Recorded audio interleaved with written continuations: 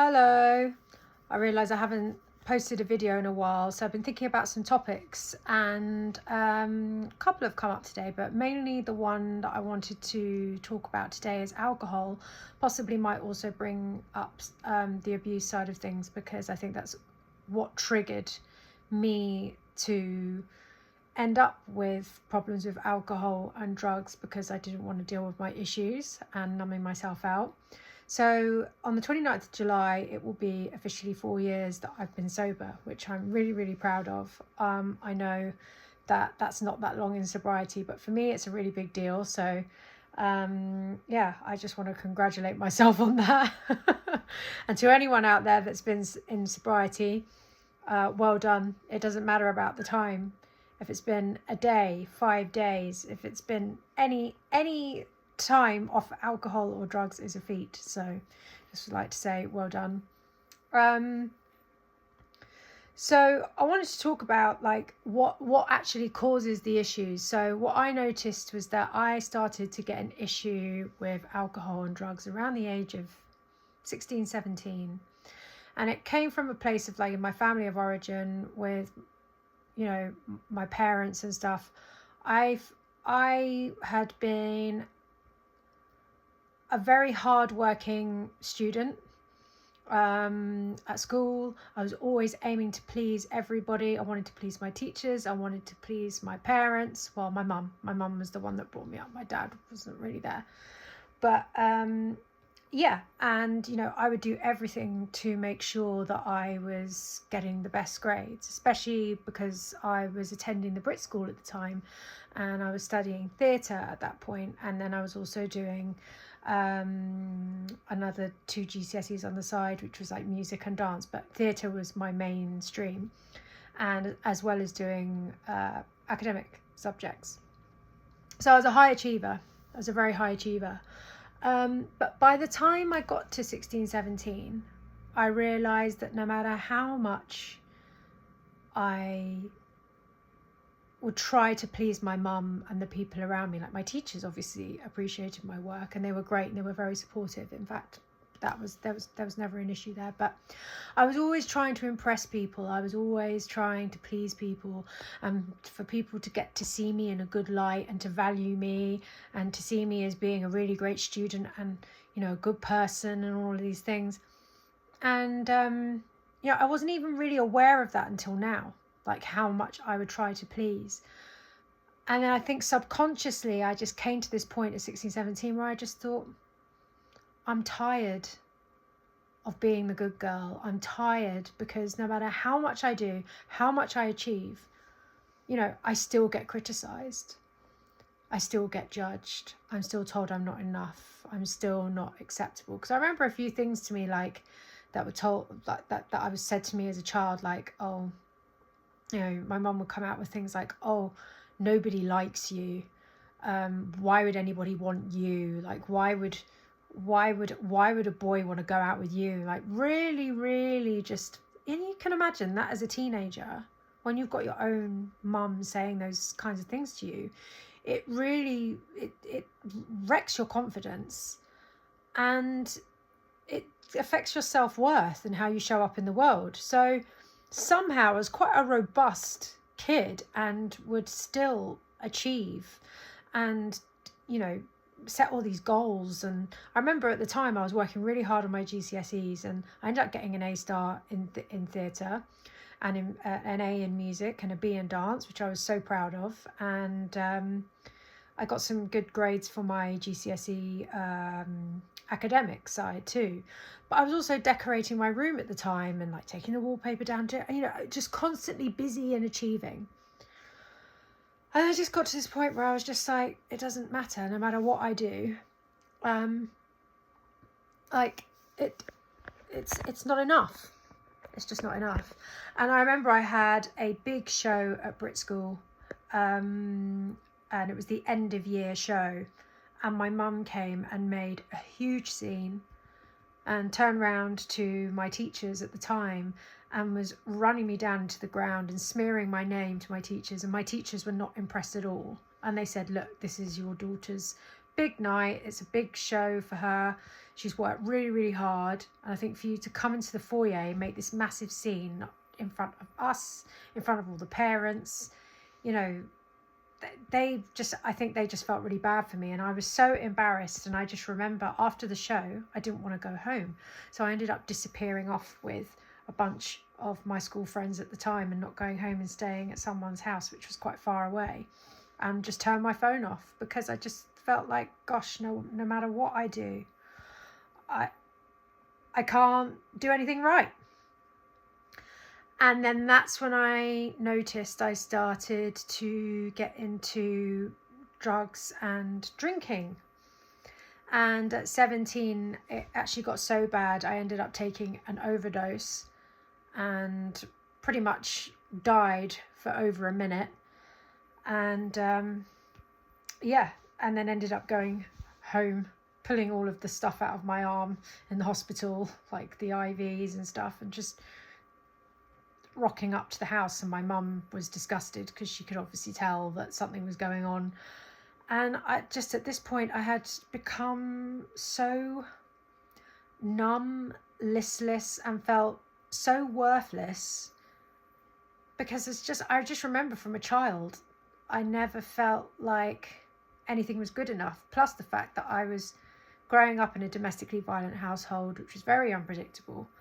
And I was the one that actually used to stand in front of my mum and protect her when my dad would be having these domestic violence outbursts, and you know, I would protect her. So when my mum did these things to me, I felt so like when she smeared my name or spoke badly of me or did any of these things, I'd feel so betrayed and so hurt, because I was just like, I always have my mum's best interests at heart, and yet she just always seems to criticize me and betray me and cause me pain. And that was so painful for me as a teenager as well. And then especially saying all these things, oh, like your friends don't even like you, or it's just, and I remember I found a diary recently of when I was 14 talking about the time when she said, oh, nobody likes you. And I described my mum as being very immature, which she was.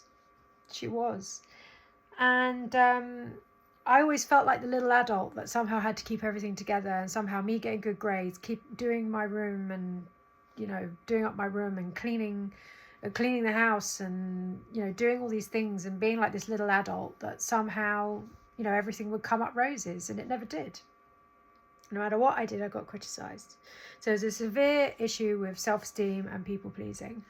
And yeah, this is when the drinking and the drugs just got out of control. And from 17 years old, I just went completely off the boil. I ended up getting sexually assaulted when I was 17. And I also ended up getting sexually assaulted again by someone that I knew very, very well, who I was actually dating at the time. And that was in 2017. He stealthed me, and I was drunk and on other substances, and I wasn't in a good place. But I just remember that when he did that, I just felt so violated, and I didn't know what to do, because when I turned around to him and said, like, where's the condom, what are you doing, he laughed at me.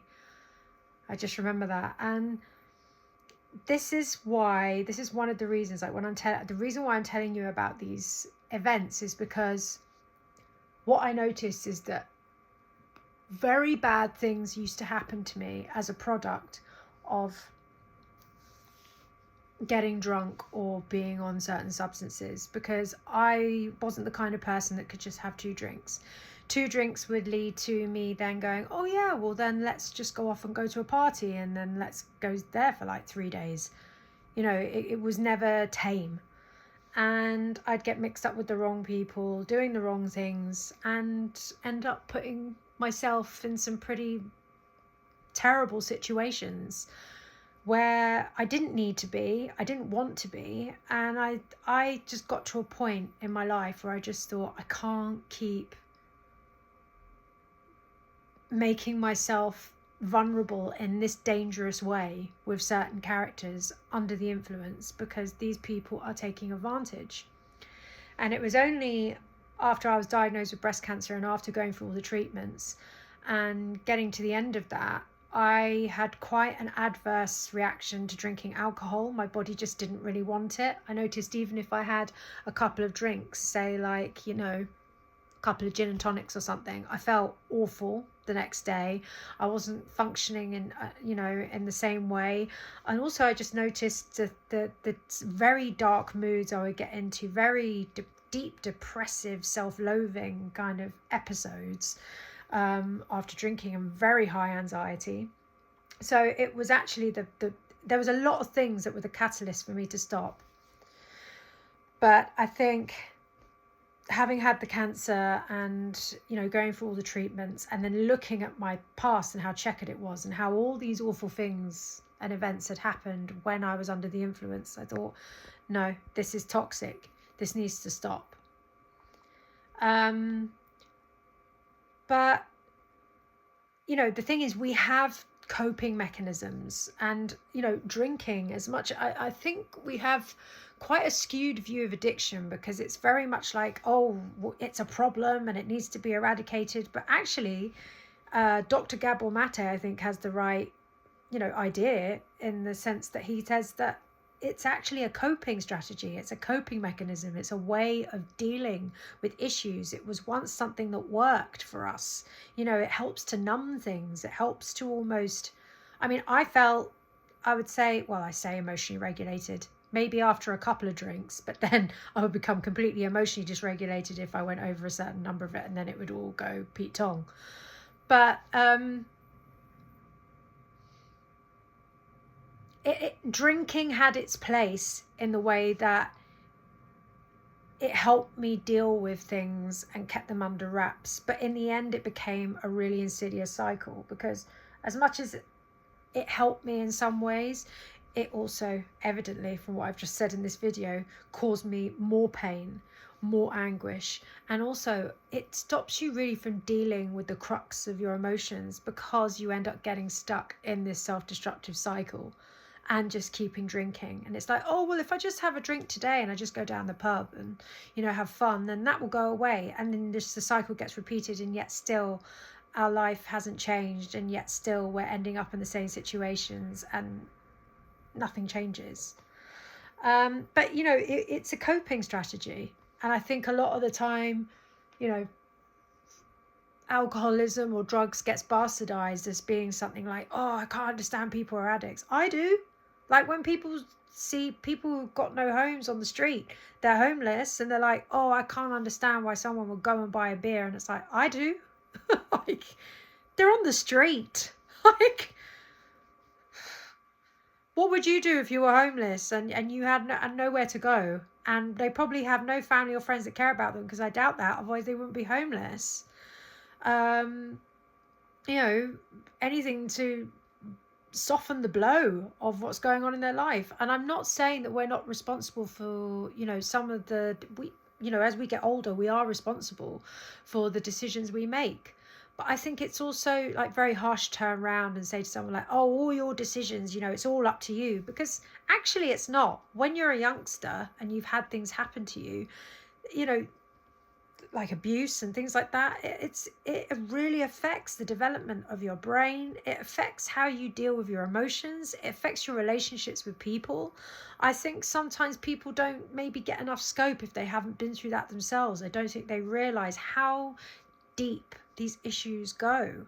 They affect everything, and it takes a lot of work, and it takes a lot of self-awareness, and it's very difficult to look at yourself in the mirror and turn around and say, hey, you're actually, this is an issue. You know, like the way you're behaving is an issue.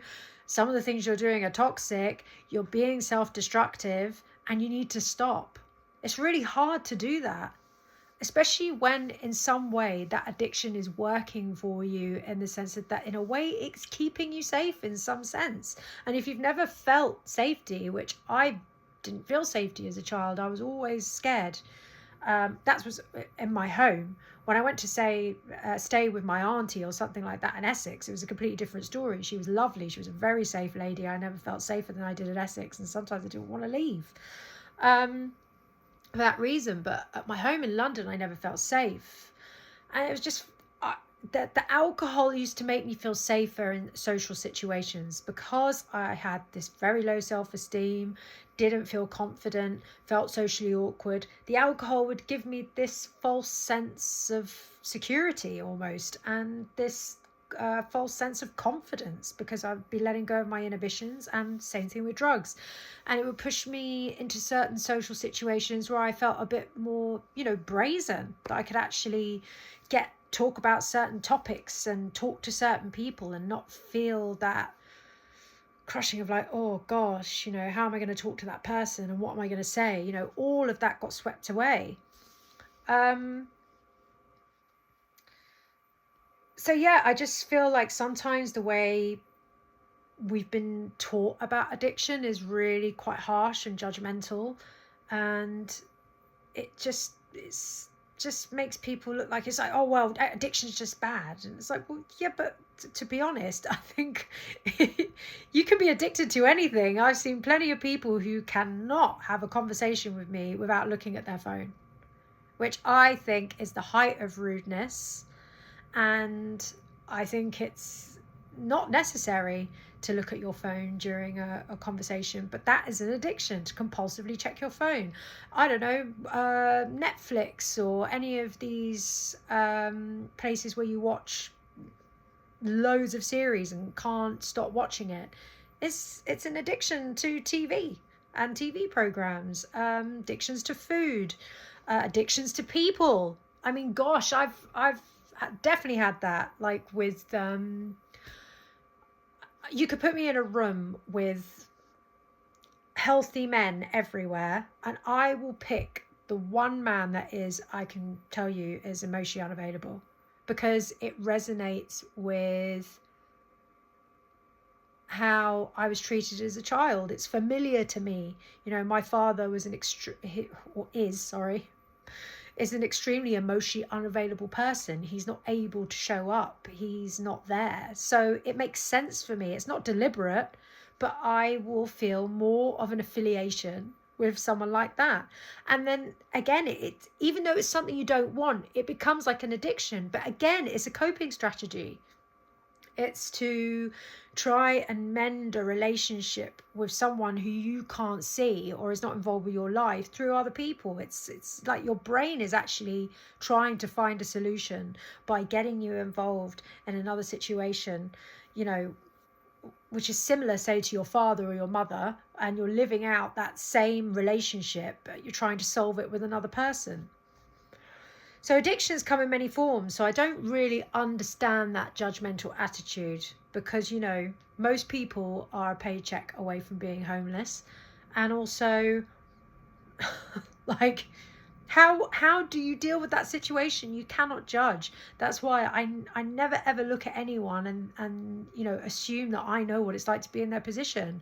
Even if you're going through a similar thing, even if you've had what some would deem a similar life in the ways that you've had the same problems, it won't be the same, because people are too nuanced to say, oh well, I've had similar, so why have I turned out the way I have? And it's like, because we're not the same. So yeah, it's taking some guts actually to come and talk about this, because for the longest time I felt a lot of shame about addiction and the things that I was doing and the reasons why, and it comes from trying to numb the feelings of being abandoned by the people that were supposed to love me, and being criticized and ridiculed for being who I am, like my real person. All I wanted to do was just be me and show up as me and not be criticized and not be penalized and told I wasn't good enough, or like nobody likes you. That's so damaging. It makes you grow up thinking that there's fundamentally something wrong with you, and then you grow up with this void, and it's like in your heart space where you're like, there's something wrong with me. Like, I'm not a lovable person. Why would anyone care about me? Like, and there's almost like this self-destructive, when it started to show at 16, 17, I wasn't even aware of it. But now when I look back, in hindsight, it's like, gosh, that was just a lost girl that just wanted to be accepted and loved, and to feel like I belonged somewhere. And I guess through drink and drugs also, it makes you feel like you belong somewhere, because people want to hang around with you when you're taking drugs and drinking. You know, you have an affiliation with other people, and you meet up and you're in a group and you're all doing the same thing, and you've all got that interest. And I'm not saying that you can't do that with lots of different things, but this also took the edge off. It took the pain away, that pain, that horrible feeling of feeling like nobody wants me, I'm not good enough, I'm not a lovable person. I think that's one of the most painful things that you can actually grow up with. Everybody feels an innate feeling like they want to belong somewhere and to someone. And I think the alcohol just took that edge off. But the only thing is that, as we all know, once the drinking stops and the drugs stop, that pain comes back full pelt, and it gets worse, because then you feel more shame about the addiction itself, and just feel bad about yourself. So that's some of the reasons why I think my drinking got really out of control, and taking drugs and substances, trying to cover up this deep longing to belong and to be seen and to be heard and to be cared about, to feel like I actually existed in a way, and that I didn't have to pretend to be somebody I wasn't, to be loved. That's a very painful wound.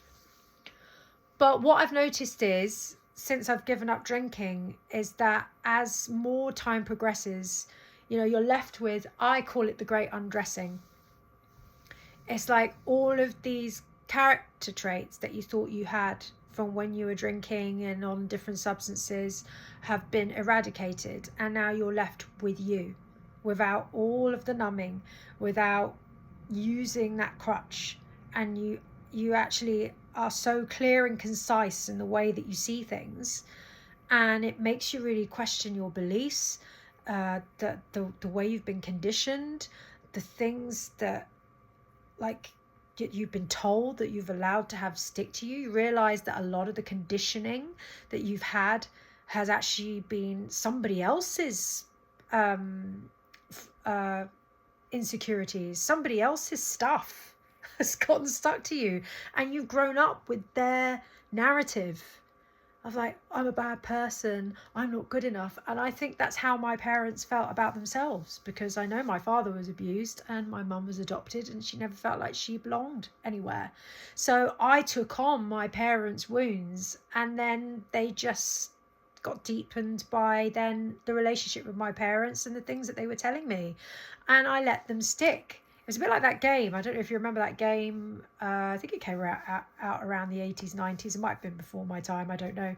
But it's that Velcro pad that you used to throw a ball to each other and you'd catch it on the pad, and it was made of Velcro.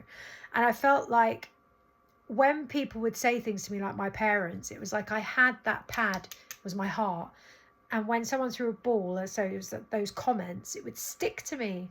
And I still struggle with that now when someone says something to me, even if it's someone I don't even know very well, and I have to get into a conversation with myself and say, Holly, who is this person in your life?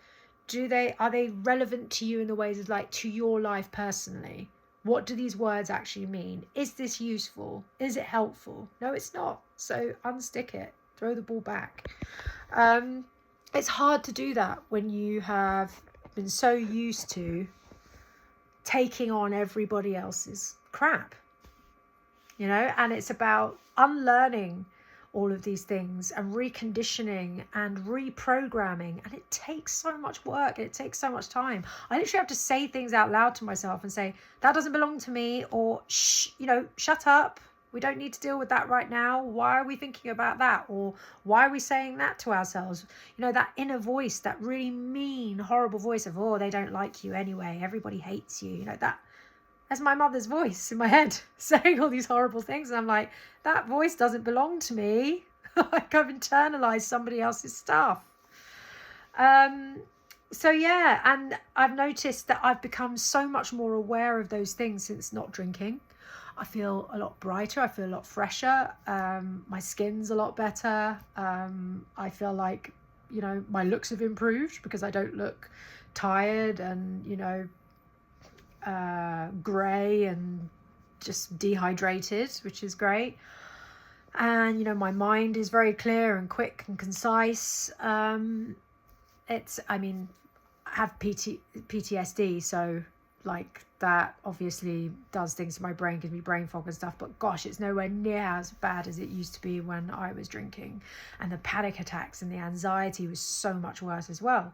I just find that coping is easier. But one thing that I that I have noticed is that numbing out the emotions are a lot more raw since I've given up drink, because there's nothing to numb them anymore. It's, you know, it's very intense.